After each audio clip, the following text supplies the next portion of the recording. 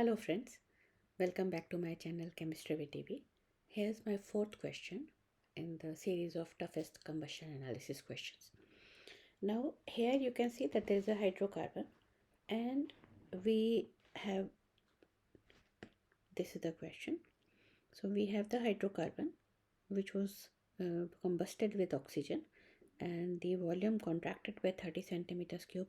The main thing to note here is that we are not given the amount of oxygen that we started with, which was in excess, or how much of it reacted. So first of all, let me tell you how do we write this equation. So the hydrocarbon is CXHY. So number of moles of carbon here is X.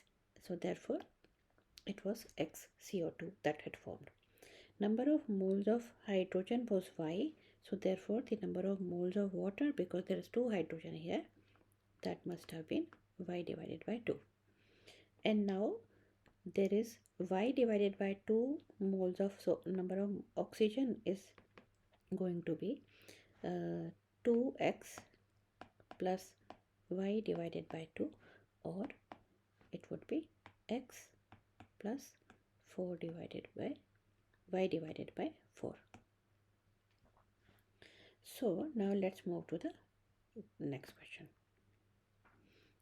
So now you see that the amount of CXHY that we started with was 10 centimeters cube.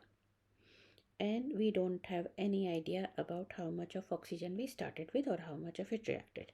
But what we have been told is that the total volume contracted by 30 centimeters cube, and on treatment with NaOH, 30 centimeters cube more was removed. So obviously 30 centimeters cube of carbon dioxide had formed. So 10 centimeters cube of the hydrocarbon have given you 30 centimeters cube of carbon dioxide. Now 10 centimeters cube of the CXHY must have reacted with, the ratio is 1 to x plus y divided by 4. So it must have reacted with 10 times x plus y divided by 4 centimeters cube of oxygen. So now let's construct the equation, which is 10 plus 10x plus 10y divided by 4, and the volume contracted by 30 centimeters cube. So that means this minus 30, that is equal to the volume of carbon dioxide which was formed here, which is 30. So by solving this, now we have 10x plus 10y divided by 4 is equal to 30 plus 30 60 minus 10 50. So x we have already found out is 3 because of the ratio of CXHY to carbon dioxide. So therefore by substituting x, we have 30 plus 10y divided by 4 is equal to 50. So 10y is equal to 50 minus 30 20 times 4, or 80. So therefore y is going to be 8.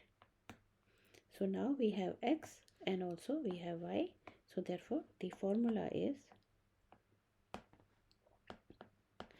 C3H8, or propane. Thanks for watching this video.